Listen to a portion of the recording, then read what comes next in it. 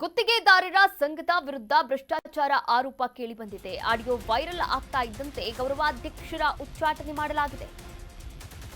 ಗುತ್ತಿಗೆದಾರರ ಸಂಘದ ವಿರುದ್ಧ ಭ್ರಷ್ಟಾಚಾರ ಆರೋಪ ಕೇಳಿಬಂದಿದೆ. ಆಡಿಯೋ ವೈರಲ್ ಆಗ್ತಾ ಇದ್ದಂತೆ ಗೌರವಾಧ್ಯಕ್ಷರ ಉಚ್ಚಾಟನೆ ಮಾಡಲಾಗಿದೆ. ಸಂಘದ ಗೌರವಾಧ್ಯಕ್ಷ ಜಗನ್ನಾಥ ಜಿ ಶಿವಾಜಿ ಉಚ್ಚಾಟನೆ.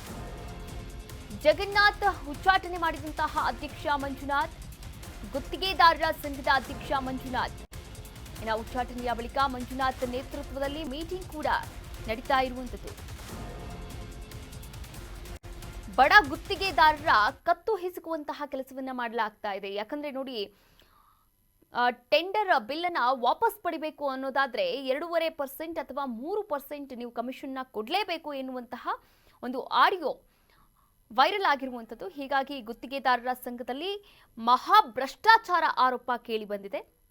ಹೀಗಾಗಿ ಜಗನ್ನಾಥ್ ಜಿ ಶಿವಾಜಿ ಇವರ ಮೇಲೆ ಗಂಭೀರ ಆರೋಪಗಳು ಕೇಳಿ ಬಂದ ತಕ್ಷಣ ಇವರನ್ನ ಉಚ್ಚಾಟನೆ ಮಾಡಲಾಗಿದೆ.